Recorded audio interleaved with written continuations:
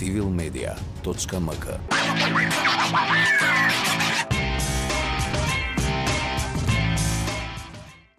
Добре дојдовте во уште едно издание на Кратки нозе. Заедно со вас разоткриваме нова серија дезинформации со цврсти факти и аргументи.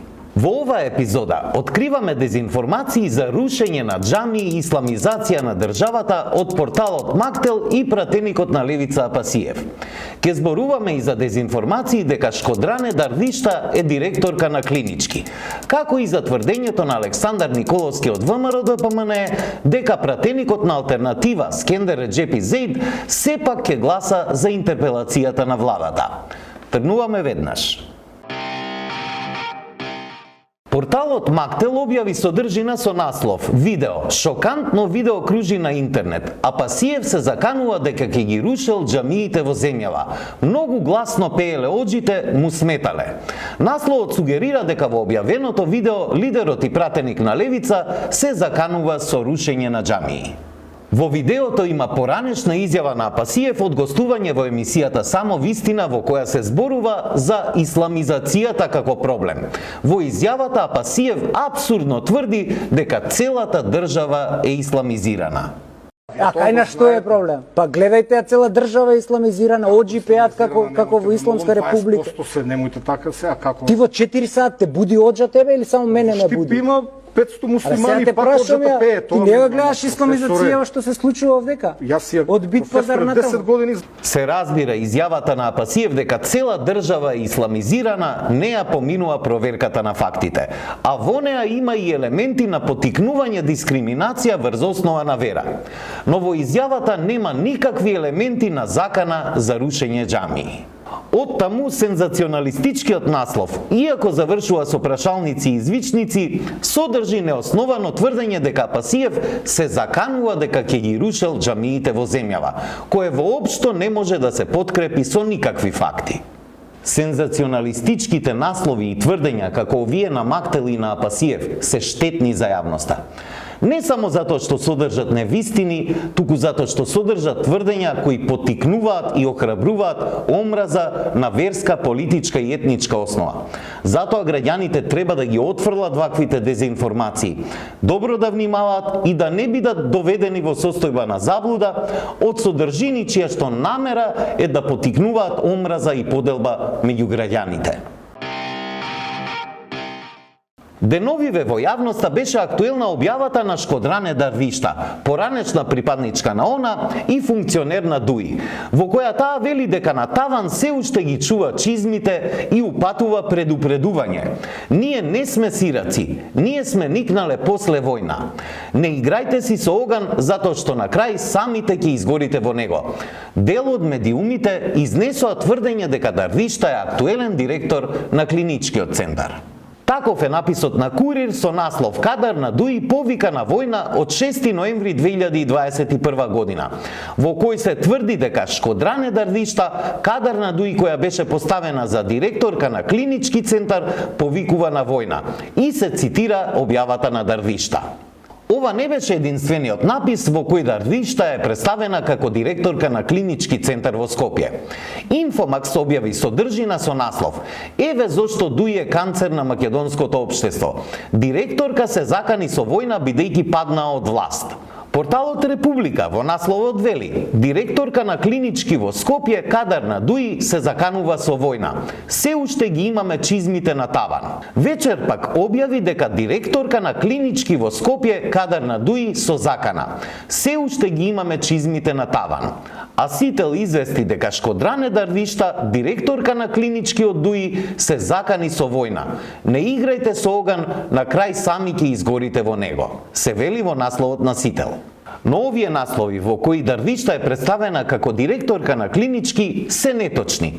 Демантираше Министерството за здравство, кој информираше дека Шкодране Дарвишта не извршува никаква функција во Министерството или во која било клиника во Универзитетскиот клинички центар Мајка Тереза. До 2020 година Шкодране Дарвишта беше на раководна позиција во заеднички служби на клинички. Позицијата директор на клинички центар воопшто не постои во систематизацијата.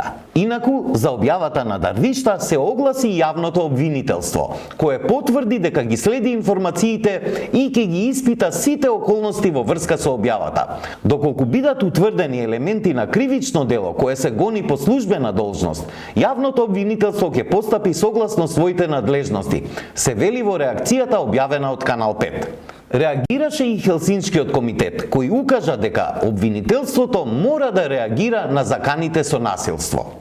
Кратки нозе се надева дека истрагата на јавното обвинителство ќе ги расчисти дилемите дали во случајов има кривично дело и експлицитно повикување на војна или закани со војна и насилство.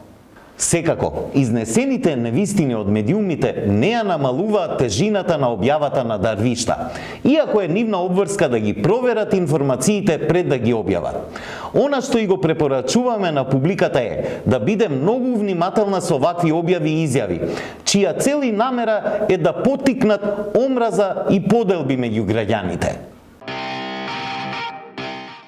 По објавување на коалицијата меѓу ВМРО ДПМН, Алијанса за албанците, Алтернатива, Беса и Левица со цел гласање на недоверба на владата, пратеникот на Алтернатива Скендер Реджепи Зеид излезе со тврдење дека бил доведен во заблуда и дека во никој случај неговиот потпис нема да стои покрај тој на лидерот на Левица Апасиев. Но подпредседателот на ВМРО ДПМН Николовски на пресконференција на 8 ноември излезе со друго тврдење. Според него, Реджепи ќе го поддржи гласањето на недоверба на владата закажано за 11 ноември. Јас од она што го знам и од она што сум го слушнал, не можам да зборувам во туѓе име, е дека господинот Реджепи ќе гласа за недоверба на оваа влада предводена од СДСМ и ДУИ. Ова тврдење на Николовски е спротивно на она што го тврдеше пратеникот Реджепи и пред и по неговиот прес. На 6 ноември порталот Журнал на албански јазик излезе со тврдење дека Скендер Реджепи Зеид е против договорот за новото мнозинство, што беше пренесено од повеќе медиуми. Потврда за ставот на Реджепи објави и Слободен печат. Пратеникот Реджепи има забелешки за вклучувањето на партијата Левица во коалицијата за рушење на оваа хибридна власт на СДСМ и ДУИ. Сметаме дека има алтернатива и решение и за ова прашање, велат изворите од Алтернатива за Слободен печат. Реджепи го потврди ова и за ТВ Алсат, пред одржаниот прес на Николовски. Кога ја составувавме листата, Левица не беше дел од неа. Не прифаќам мојот потпис да е дел од списокот заедно со потписот на лидерот на Левица. Не го добивме мандатот за да изслужиме на антиалбанска кауза, изјавил Реджепи за Алсат. По пресот на Николовски вечерта на 8 ноември во гостување на телевизија 21, Реджепи уште еднаш го потврди спротивното. Во моментот кога политичкиот субјект на кој припаѓам, утре или задутре, се одлучи да го прифати потписот заедно со Левица на списокот, тогаш мојата одлука ќе биде сигурно напуштање на партијата. Можам дури и да го вратам пратеничкиот мандат, рече Реджепи. Дали ќе се обистинат тврдењата на Николовски или на Реджепи, останува да видиме на гласањето на 11 ноември.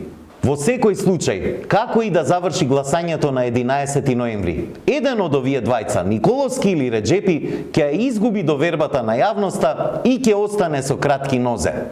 Може би на некои политичари тоа и не им е важно, но треба да им биде важно на граѓаните и на публиката. Тоа беше се во овие кратки нозе. Не заборавајте да не испраќате содржини за кои сметате дека се дезинформации. Ќе ја бараме вистината заедно. Се гледаме наскоро. Останете со Цивил медија.